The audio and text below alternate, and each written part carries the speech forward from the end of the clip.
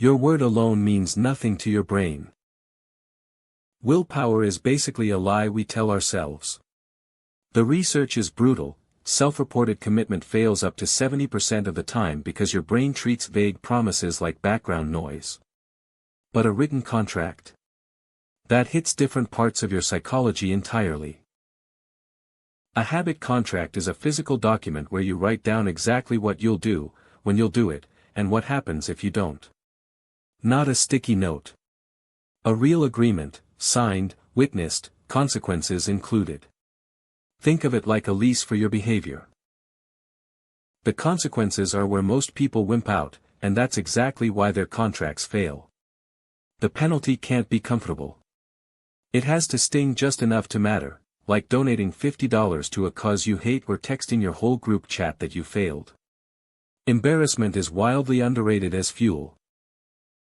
Here's where it gets wild. A 2020 study found that people with accountability partners are 65% more likely to hit a goal, and that jumps to 95% with regular check-ins.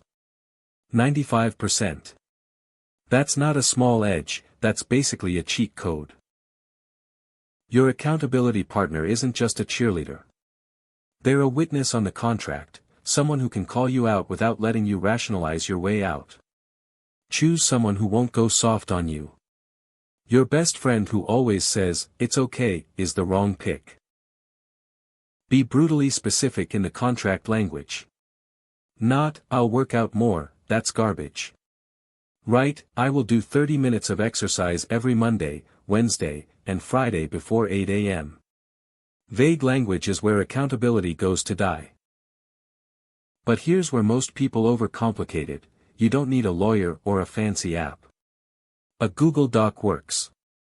A handwritten note works. What matters is that it's real, it's visible, and someone else has a copy. Set a review date inside the contract itself. Most people skip this and then the whole thing collects dust. Weekly or bi-weekly check-ins with your partner keep the contract alive and keep you honest when motivation dips.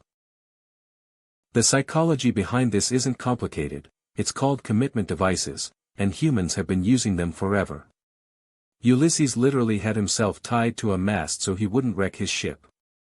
You're doing the same thing, just with your phone addiction or your skipped gym days. Here's a question worth sitting with. What habit have you started 4 times already this year? That's the habit that needs a contract. Not the one you're already doing fine at. The one you keep abandoning. Make the reward real too, not just the consequence. If you hit your streak for 30 days, plan something you actually want. A night out, new gear, a guilt-free lazy Sunday. Your brain needs the carrot and the stick to fully buy in. Don't go at this alone thinking you'll figure it out. The contract works because of the social pressure, the specificity, and the stakes. Remove any one of those legs and the whole thing wobbles. All 3 together. Unstoppable. 3 things to lock in: write consequences that actually sting, pick a partner who won't coddle you, and set a review date inside the contract itself.